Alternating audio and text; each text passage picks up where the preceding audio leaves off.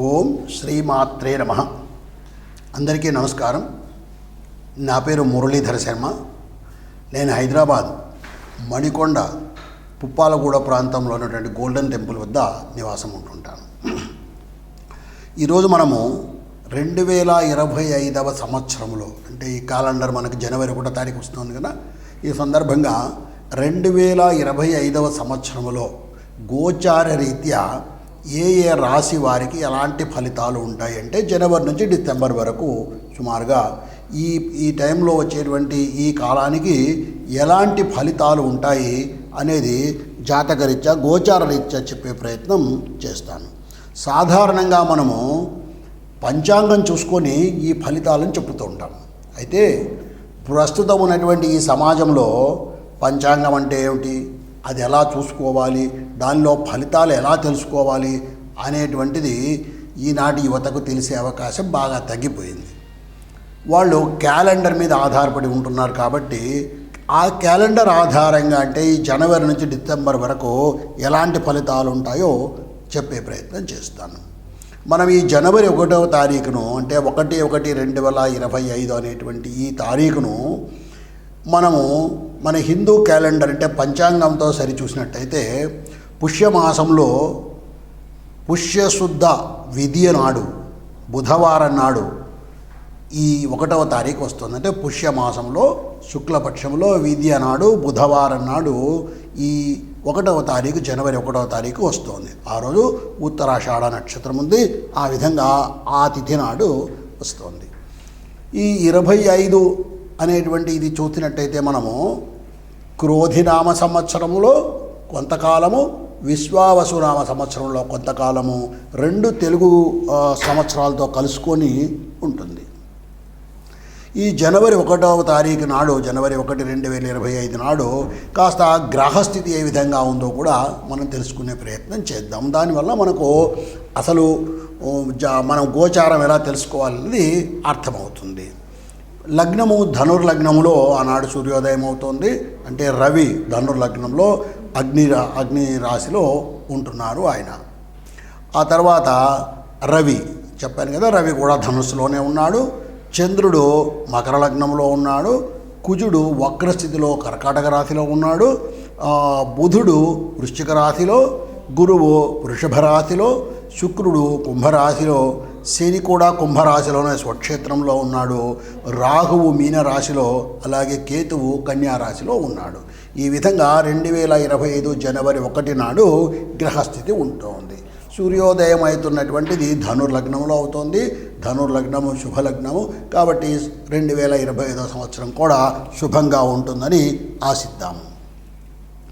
అయితే మనము గోచార ఫలాలు తెలుసుకునేటప్పుడు మనకి నవగ్రహాలు ఉన్నప్పటికీ కూడా, అంటే 9 గ్రహాలు ఉన్నప్పటికీ కూడా గురు, శని, రాహు, కేతు అనేటువంటి ఈ 4 గ్రహాల యొక్క ప్రభావాన్నే మనము ఎక్కువగా తీసుకొని ఈ గోచారాన్ని పరిశీలిస్తుంటాము. ఎందువల్లంటే మిగిలిన గ్రహాలు కొన్ని నెల రోజులకే మారిపోతాయి, కొన్ని 45 రోజులకు మారిపోతాయి. అలాగే చంద్రుడైతే 2.5 రోజుకే ఒక రాశి నుంచి ఇంకొక రాశికి మారిపోతుంటాడు. కాబట్టి ఆ ఫలితాలు మన మీద అంత ఎక్కువ ప్రభావం చూపి ఎక్కువ కాలం ఉండేటువంటివి గురు, శని, రాహు, కేతువులు అనేటువంటి ఈ 4 గ్రహాలు మనకి ఎక్కువగా ఫలితాలను ఇస్తుంటాయి.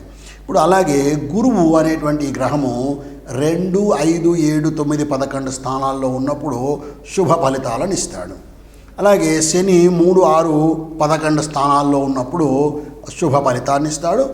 ఇంకొక ముఖ్యమైన విషయము, శని 12, 1, 2 స్థానాల్లో ఉన్నప్పుడు, అంటే మీ రాశి నుంచి 12వ స్థానము, 1వ స్థానం, 2వ స్థానంలో ఉన్నప్పుడు 7.5 సంవత్సరాలు ఏలునాటి శని అని చెప్పి కాస్త దుష్ఫలితాలను ఇవ్వటము.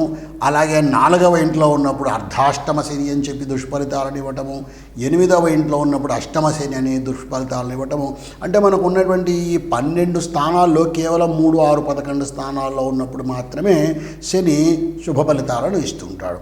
అలాగే రాహుకేతువులు కూడా 3, 6, 10, 11 స్థానాల్లో ఉన్నప్పుడు మాత్రమే శుభ ఫలితాలను ఇస్తారు. ఈ విధంగా మనకు ఏ గ్రహాలు ఏ స్థానాల్లో ఉన్నప్పుడు ఫలితాలను శుభ ఫలితాలను ఇస్తారో తెలుసుకున్నాం. అలాగే ఇప్పుడు ఈ గురువు శని రాహు కేతు అనేటువంటి వాటిలో వేటిని ప్రభావం చేస్తారో మన జీవితంలో అన్నది తెలుసుకుంటే, గురువు చదువు, ధనము, జ్ఞానము, వివాహము, భక్తి, సంపద, సంతానము ఇలాంటి వాటిని గురువు ప్రభావితం చేస్తాడు.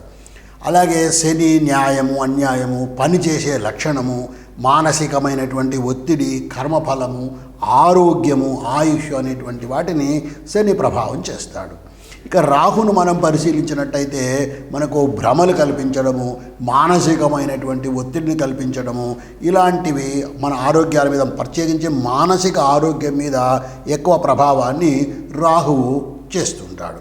అలాగే కేతువు మన జ్ఞానాన్ని, మేధస్సును, భక్తి మార్గాన్ని కూడా కేతువు ప్రోత్సహిస్తూ ఉంటాడు, కేతువు సరిచూస్తూ ఉంటాడు. ఈ విధంగా ఒక్కొక్క గ్రహము కొన్ని కారకత్వాలను కలిగి పనిచేస్తూ ఉంటుంది. ఇక మనము గోచార రీత్యా అన్నాం కదా, నేను మీకు కాసేపు ముందు ఏ స్థానాల్లో ఏ గ్రహాలు ఉన్నాయని చెప్పాను కదా. అయితే ఈ గ్రహాలు కాస్త మారుతూ ఉంటాయని కూడా చెప్పాను. ఉదాహరణకు గురువు 14 మే నాడు వృషభ రాశి నుంచి మిథున రాశికి మారుతాడు. అలాగే శని 23 మార్చి 2026 నాడు కుంభం నుంచి మీనరాశికి వెళ్తాడు. ఇక రాహువు మే 20వ తారీఖున మీనం నుంచి కుంభానికి వస్తాడు. వీళ్ళు వక్ర గ్రహాలు, రాహుకేతువులు వక్ర స్థితిలో ప్రయాణం చేస్తూ ఉంటారు. ఈ విధంగా రాహువు 20 మే నాడు మీనం నుంచి కుంభరాశికి వస్తాడు. ఇక కేతువు కూడా అదే 20 మే నాడు కన్యా రాశి నుంచి సింహరాశికి ఆ రోజు వక్ర స్థితిలో ప్రయాణం చేస్తాడు. ఈ విధంగా ఈ గ్రహాలు స్థిరంగా ఒకే రాశిలో శాశ్వతంగా ఉండవు. ఆ గ్రహాలకు చలనం ఉంటుంది. ఆ గ్రహాలు ఇందాక చెప్పినట్టుగా చంద్రుడు 2.5 రోజుకు, కుజుడు 45 రోజులకు ఇలాగా మారిపోతూ ఉంటారు. శని 2.5 సంవత్సరాలకు ఒక్కొక్క రాశిని ఇలా మారుతూ ఉంటారు. ఈ మారేటప్పుడు కూడా ఒక రాశి నుంచి ఒక రాశికి మారినప్పుడు మన జన్మరాశి నుంచి వాటి యొక్క స్థానం మారుతుంది కాబట్టి వాటి ఫలితాల్లో కూడా మార్పులు వస్తుంటాయి. ఈ విధంగా ఇప్పుడు మనము ఏ రాశి వారికి ఎలాంటి ఫలితాలు ఉన్నాయో తెలుసుకునే ప్రయత్నము చేద్దాం. ఇప్పుడు మనము ధనుస్సు రాశి వారికి 2025వ సంవత్సరంలో, అంటే క్యాలెండర్ పీరియడ్లో జనవరి నుంచి డిసెంబర్ వరకు సాధారణంగా గోచార రీత్యా ఎటువంటి ఫలితాలు ఉంటాయి అనేది మనము తెలుసుకునే ప్రయత్నం చేద్దాం. ముందుగా గోచారం అన్నప్పుడు మనము గురు శని రాహు కేతువులను మనము పరిశీలన చేసి ఫలితాలు తెలుసుకుంటుంటాం. అంటే మిగతా గ్రహాలు మన మీద తక్కువ ప్రభావాన్ని చూపుతాయి. ఎందువల్లంటే ఒక్కొక్క రాశిలో తక్కువ కాలం ఉంటూ ఉంటాయి. ఉదాహరణకు ఇప్పుడు కుజుడు ఉన్నాడు, 45 రోజుల్లో ఒక రాశి నుంచి ఇంకో రాశికి వెళ్ళిపోతుంటాడు. కాబట్టి మన మీద అంత ఎక్కువ ప్రభావం ఉండదు. ఈ గురు శని రాహు కేతువులు ఎక్కువ కాలం ఒక్కొక్క రాశిలో ఉంటూ ఉంటారు కాబట్టి ఎక్కువగా ప్రభావాలు చూపుతుంటారు.